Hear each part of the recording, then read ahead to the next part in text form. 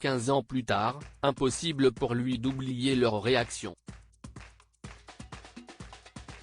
Parti en Afghanistan en 2007 pour servir l'armée britannique aux côtés des militaires, le prince Harry semblait enfin avoir trouvé le milieu qui lui convenait, après une adolescence difficile.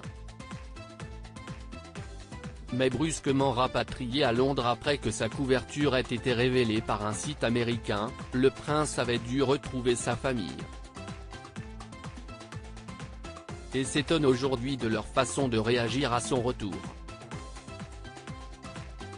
Après ses deux enfants, Archie, 4 ans, et Lilibet, 2 ans, nés de son mariage avec son épouse Meghan Markle, sa carrière militaire est sans doute ce qui rend le plus fier le prince Harry.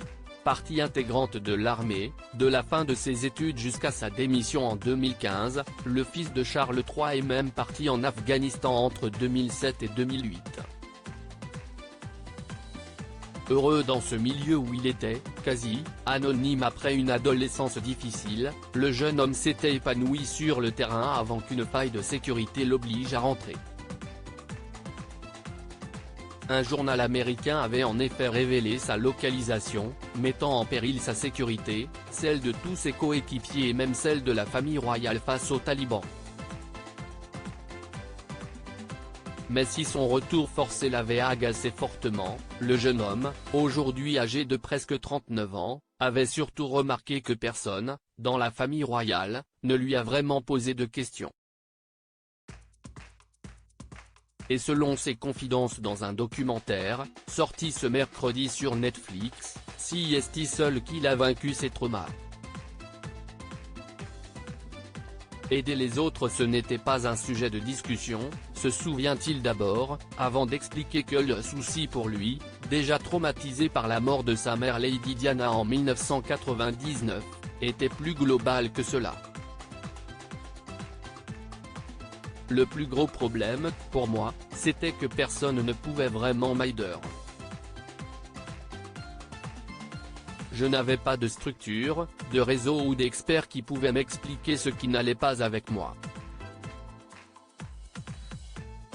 Malheureusement, comme la plupart d'entre nous, je considérais que la thérapie était uniquement réservée à ceux qui ne peuvent plus se lever, en position fétale. Et si ce que je veux voir changer, serait-il aujourd'hui?